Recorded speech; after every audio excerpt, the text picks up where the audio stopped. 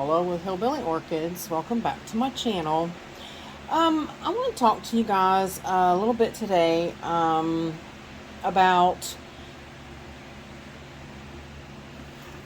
I have gotten in a couple of new boxes of orchids, a couple of new shipments. Of course, yes, I mean I've got them from the Tiny Jungle, and I got them from Yoshi at Orchids by the Lake, but it doesn't matter who I got them from, okay? I want to discuss with you guys on a level of like a newbie that, you know, has just gotten into orchids and they kind of get bit by that bug.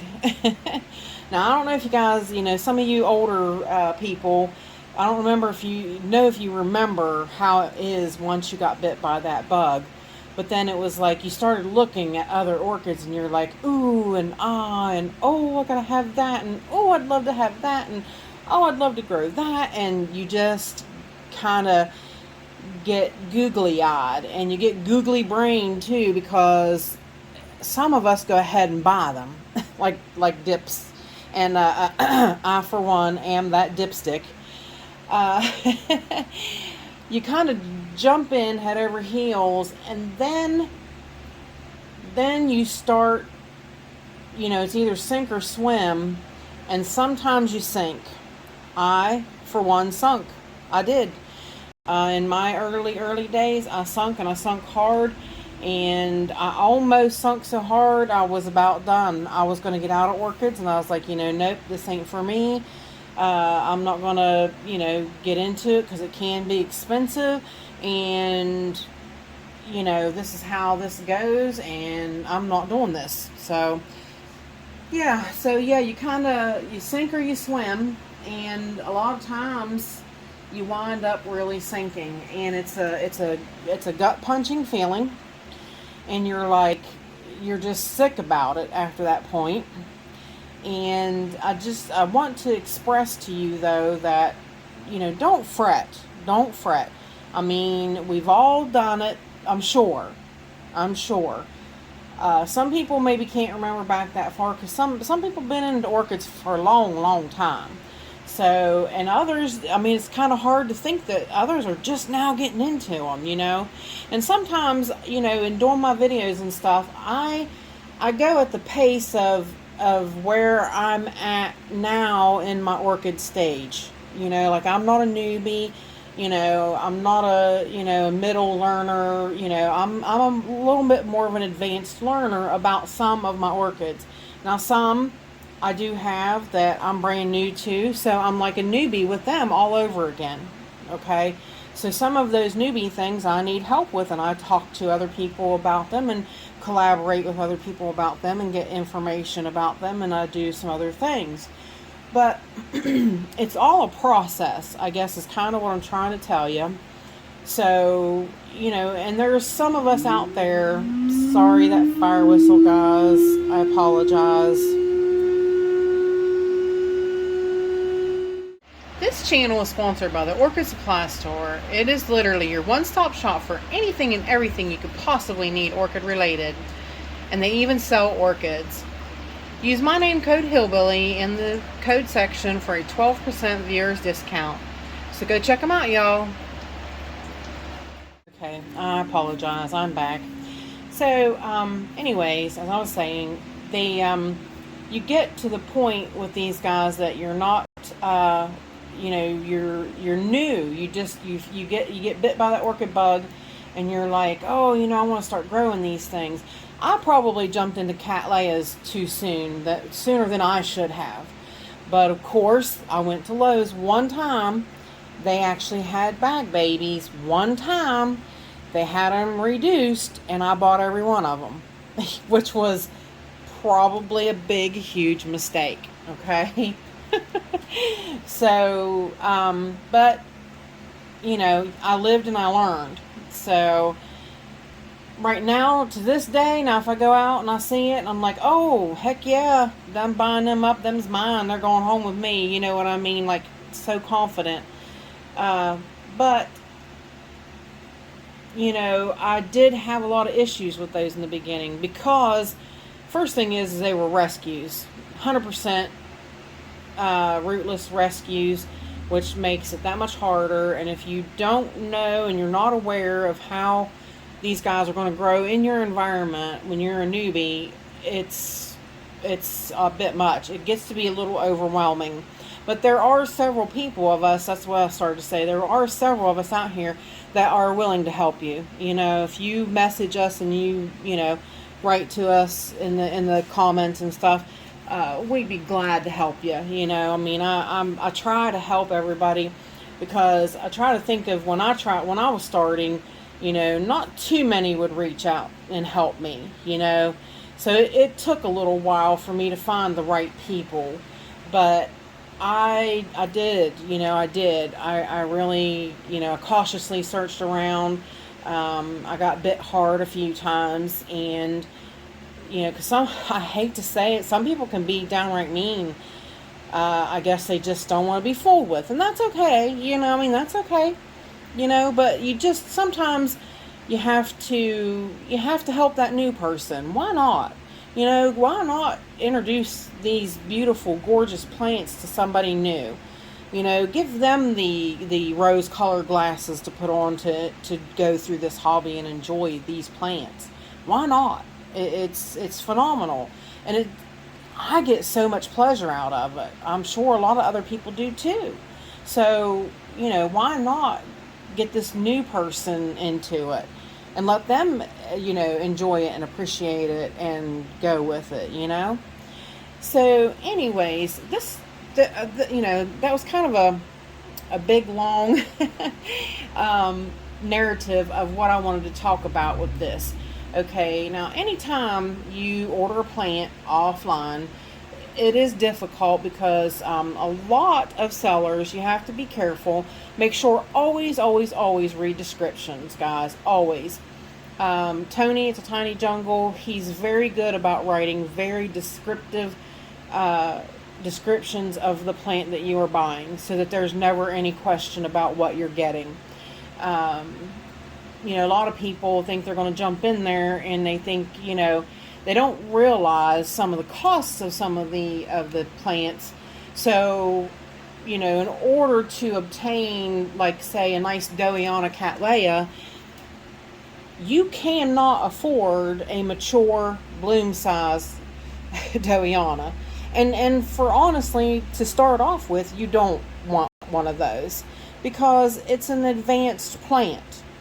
And so if you're going to get one, you just as well start with a seedling and learn a little bit about it as you go along. And as you go through the years of growing it, then once it blooms, it's even more of a satisfactory feeling that you've bloomed this plant. But, you know, they think, well, you know, this is a Dowiana seedling for $20, $30. They think for $30 that they're going to get a mature bloom size plant. Oh, no, contraire. Not a Dowiana. No, it's not going to happen.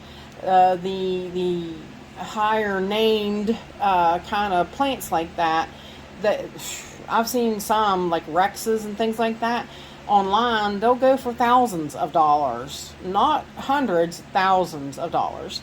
So yeah, you know, I mean, it just be a little bit realistic about what you are going to get for price wise. But like I said, always read your descriptions.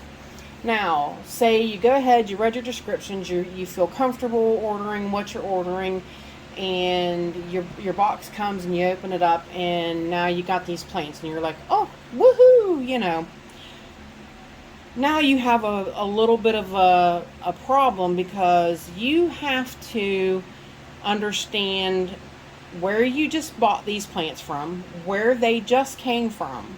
And like I said, this isn't, yes, I got them from the Tiny Jungle and Orchids by the Lake, but I'm not sure where Yoshi got his from. You know, they weren't actually at Yoshi's just long enough to pack up and reship to me. So, and Tony's is out in California. So he grows completely different than I grow. The place where the Orchids by the Lake gets his from, they grow completely different from where I grow, the way I grow. So I have to go through and look at each of these plants and say, okay, now what do I need to do with them to get them to thrive in my environment? Okay, so that's where it comes in. I told you right when I opened this one, 200% this plant will not stay in sphagnum moss in my environment. No, no, no. It can't happen, won't happen, and this plant will be repotted. I cannot do moss in my environment, and that is something that I have learned over the several, almost decade of growing these plants. I have learned by several times trying, me and sphagnum moss do not get along. We do not agree, not even in small mixed portions in bark. It's just difficult. So pure sphagnum moss, absolutely no, not in my environment. It can't happen, and it won't happen. So we're going to repot her. Okay. Now, this little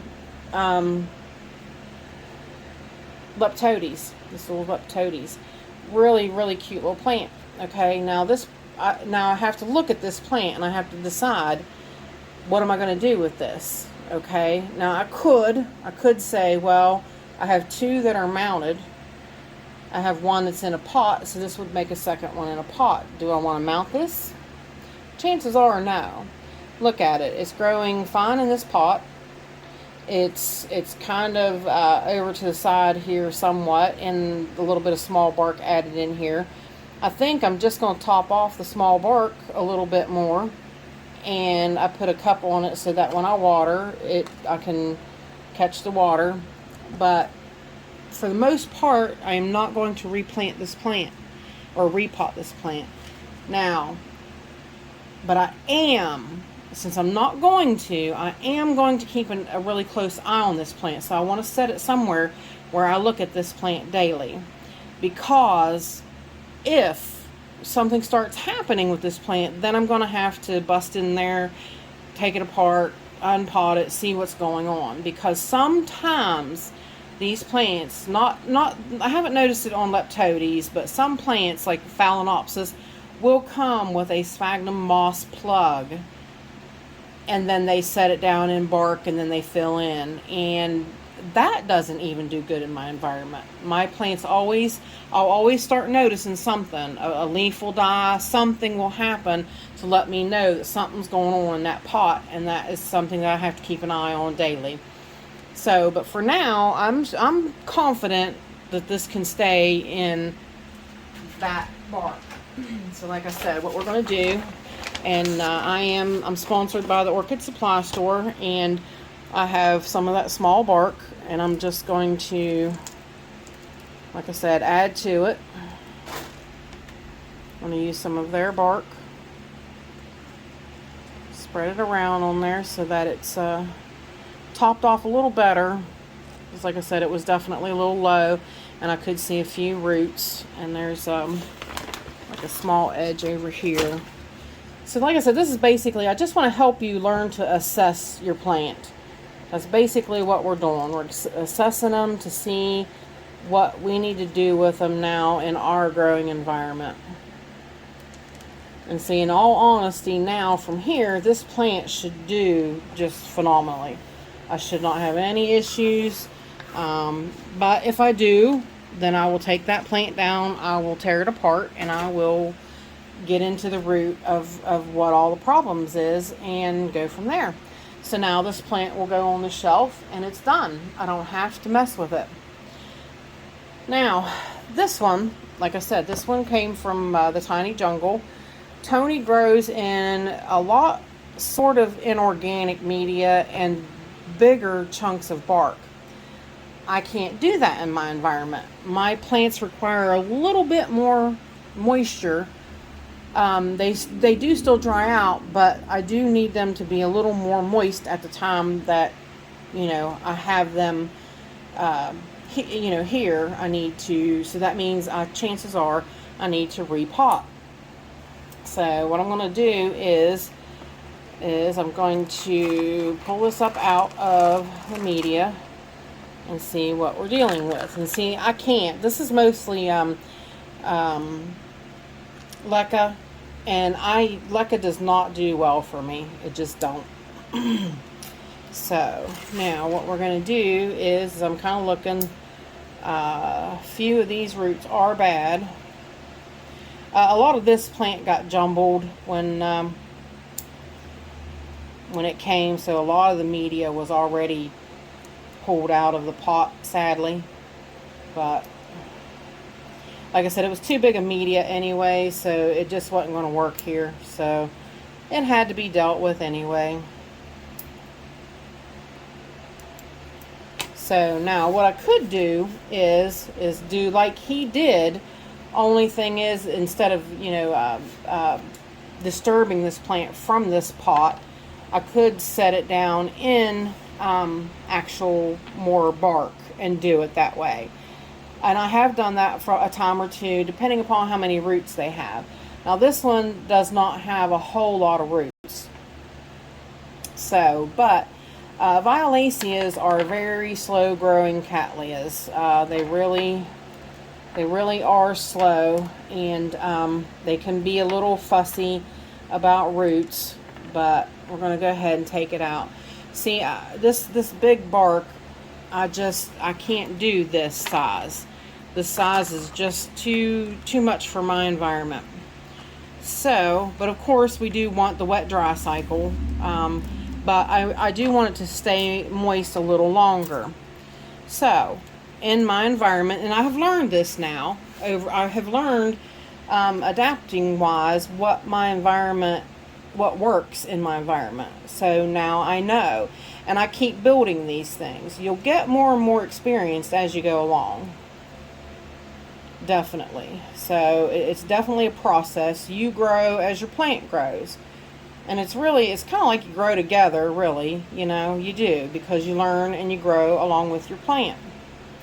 But I'll tell you what, those are really nice roots for a violacea. So, what I'm going to do,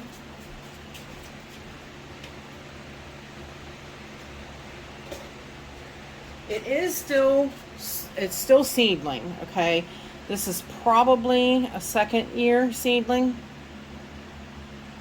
I would say, give or take, a second or third maybe. These little, and you'll learn that too over time, these little teeny ones, that's usually flask in first year. So this one might have grown the next year. So this may be 2 or 3 year seedling. So it's still relatively small. So I still want to keep it in a decently moisture retentive kind of bark, but I do want the wet dry cycle. So what I'm going to do is, I thought I had some mixed up. I guess I should have prepared a little better for this, and I didn't. Shame on me. Oh yeah, I did. Alright, now here is a mixture. This is all Orchids Store media. Okay. I'm sponsored by the Orchids Store, and this is all their media. And what this is this is a mixture of extra small orchiata bark, regular small orchiata bark, charcoal. I did add some oyster shell and popcorn perlite, and I do have some chunks of coconut husk, treated coconut husk in here. So, but that will be my mix for this plant. And basically you get these pots at the Orchids Store too, and it's a 3-inch pot. And actually this, I just noticed, is separated, so that one's gonna come off.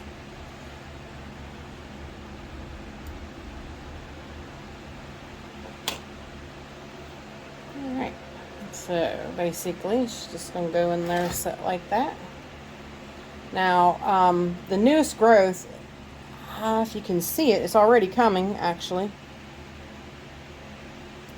It's really tiny. Let's see if, it really zoomed in. It's already growing right there. Maybe that's going to show you. Yep.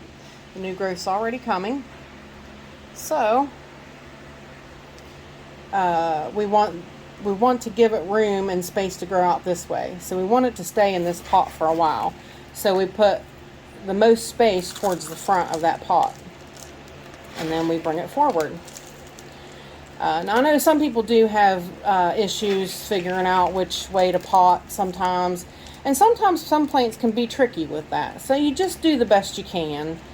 You know, sometimes you just can't get it right, and that's okay.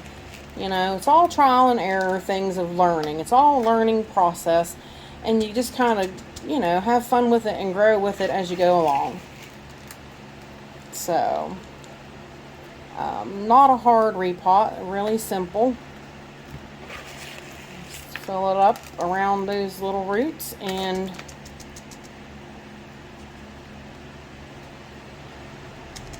shake it down just a little bit. Now the harder one's probably going to be the Sanderiana, the Phalaenopsis, so I'm probably going to do that one on a separate video because there's a lot I can teach you along with like being a newbie for the first time doing a Phalaenopsis. So we'll maybe get into that one a little differently. And then I'm just going to get one of my little cups and put it in the bottom of there, and that one is planted up and ready to go down to the seedling shelf, and it's ready to grow and get big.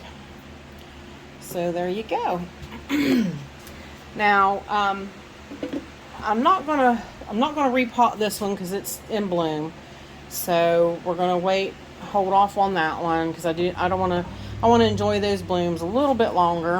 And then this little gal here, this one does need repotted now, and this is something that you get as you go along and you gain more and more experience too. This is something that it's just because these roots have grown out. Now, it's not a lot of roots, but they have grown out and they've died. So that tells me that I've got to get this into something else and get these roots caught in so that they grow. You know, you don't want them to come out and dry off and die like this. So, and that's exactly what it's doing. And sometimes, like, some people will question that because you see how all over it's coming out and growing away from the media. Some would say that that's a problem with the media. I personally don't think I hold any, you know, sway either way, that does mean anything or it doesn't. Some plants do it, some don't. Like I said, to me, just the roots growing out the bottom and drying off, and some of them that are coming out the top are drying off. So to me, that just means I want to replant this. Plus, of course, if you've been on my channel, you know I don't like square pots. It's not my thing. Michael yells at me quite frequently over the round pot thing. He swears you can fit more together with the square, which I'm sure you can. But to me, this will just need repotted. And like I said, we won't do it on here today. I mean, I'll just do this one separate by myself. But we'll do the Phalaenopsis on a separate video. That way, like I said, there's a lot more information that I can cover with the phals. But this one will get repotted because it needs it. So, and this one will too. Like I said, I'm just going to wait because it's in bloom. But because it too is in that leca that doesn't grow good. You know, my plants do not grow good in that media. They just don't. So after that one blooms and the blooms go out, I'll repot that one so that it'll be in media that does good in my environment. And that's kind of, you know, hopefully that kind of helps you see how when you go through and you assess each plant, you know, sometimes you don't need to repot them when they come in. It just depends. You need to really assess the plant, really look at the pot, really look and see what's going on. And like I said, it's things that you do learn more as you go along and more experience that you gain. most generally in the beginning, I repotted everything. That way I knew what was in there, because like I said, you never know when that moss plug is in the middle. And yeah, I was going to wind up repotting anyways, because that plug it just kind of sours in my environment in that situation. So yeah, eventually it would have made a problem and I would have had to repot anyway. So I kind of make it a rule just to repot, so that I know that I know that I know what's in that pot from here on out. And then I know that it's been repotted now, and from here it'll just grow, grow, grow, grow, grow, and you know, it can sit for the next 3-4 years before I have to touch it again. So, but hopefully this helps. Like I said, this is a good one for new people to help them understand. And if you have any questions, please put a question in the comments, and I'll be glad to answer them. And with that said, I appreciate y'all stopping by and hanging out with me. And bye for now, y'all, till we meet again.